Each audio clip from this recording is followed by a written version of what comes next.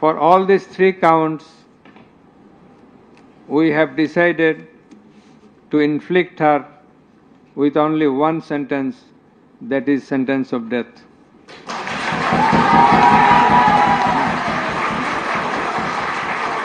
Accused Sheikh Hasina is liable on 2 counts. On 1 count, there are several counts. For 1 count, that is passing the order for deploying drones, helicopters, and using lethal weapons to kill the protesters. She committed crime against humanity under Section 3, Subsection 2A and Section 4, Subsection 1B of the International Crimes Tribunal Act 1973.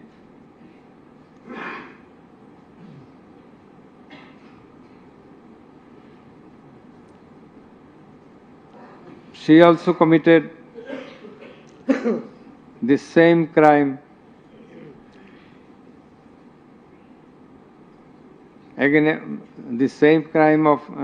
crime against humanity on the second count, killing 6 persons at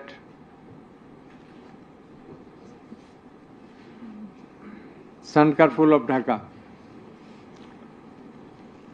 which was committed in contemplation, in furtherance by virtue of her order, as stated beforehand.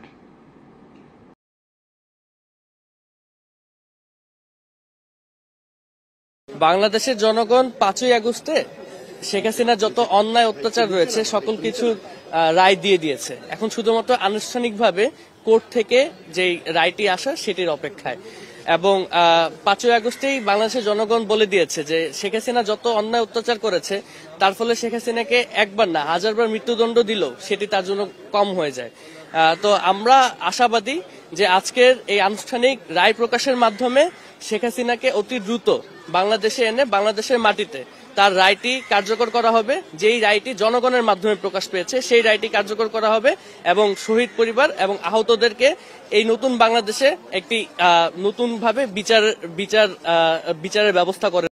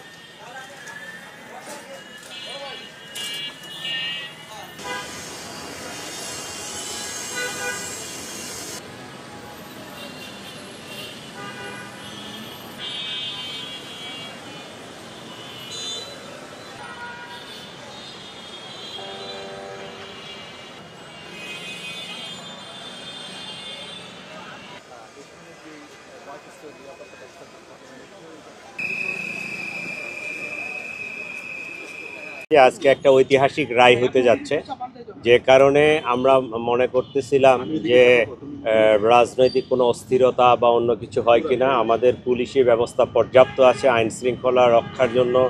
পুলিশের পাশাপাশি বাংলাদেশ সেনাবাহিনী, BGB, অন্যান্য যে আইন শৃঙ্খলা রক্ষাকারী যে বাহিনীগুলো আছে তারা সকলেই মাঠে আছে পর্যাপ্ত নিরাপত্তা ব্যবস্থা আছে, আপনাদের আতঙ্কিত হওয়ার কোনো কারণ নেই। পুলিশ সর্বোচ্চ সতর্ক অবস্থায় আছে। আমাদের কাছে এমন কোনো ইন্টেলিজেন্স নাই বা স্পেসিফিক কোনো থ্রেটও নাই। আমরা কিছুক্ষণ আগে দেখলাম যে এখানে একটা ককটেল বিস্ফোরণের ঘটনা ঘটেছে, আপনার যেখানে দাঁড়িয়ে আছেন সেটার কিছু দূর সামনে এটা দু একটা বিচ্ছিন্ন ঘটনা ঘটতেছে।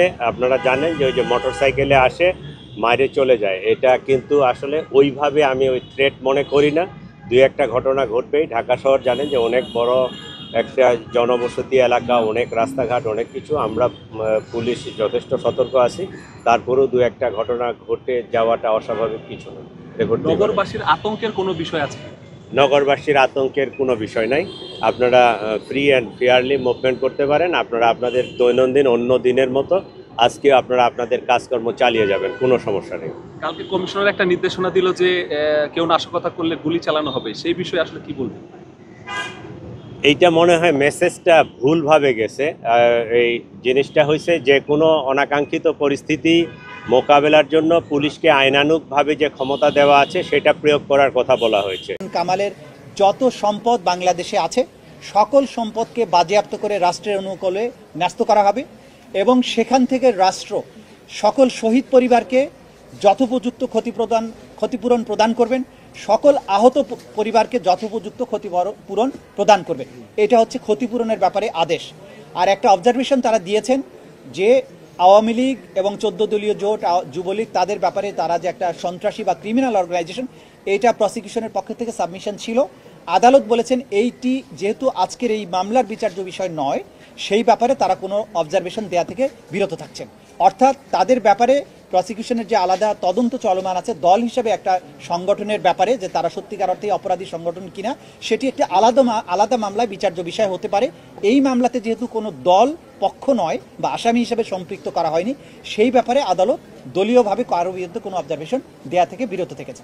যে কোনো আদালতের আদেশের বিরুদ্ধে যদি আপিল করতে হয়, যেমন আমাদের এই মামলায় এই সাজার বিরুদ্ধে 30 দিনের মধ্যে আসামিরা চাইলে সুপ্রিম কোর্টে আপিল দায়ের করতে পারবেন, কিন্তু সেই আপিল দায়ের করতে হলে পলাতকরা কেউ করতে পারবেন না, কারণ পলাতক ব্যক্তির আইনগত কোনো অধিকার থাকে না।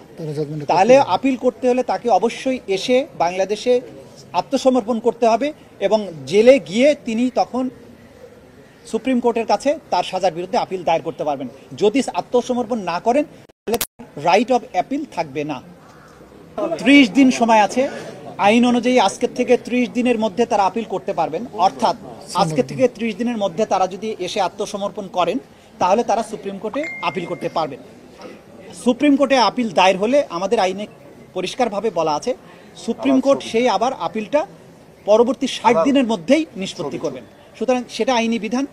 তারা যদি আইনের শাসনের প্রতি শ্রদ্ধাশীল হন, তারা যদি মনে তাদের সাহস থাকে যে তারা ইনোসেন্ট, তারা যদি বাংলাদেশের বিচার প্রক্রিয়া মোকাবেলা করার তাদের সৎসাহস থাকে, আমরা বলবো তারা আসুন বাংলাদেশে এসে এই রায়ে অনুযায়ী তার আত্মসমর্পণ করে তার রায়কে তিনি চ্যালেঞ্জ করেন সুপ্রিম কোর্টে। তার যদি যুক্তি দিয়ে, তার প্রমাণ দিয়ে তিনি নিজেকে নির্দোষ প্রমাণ করতে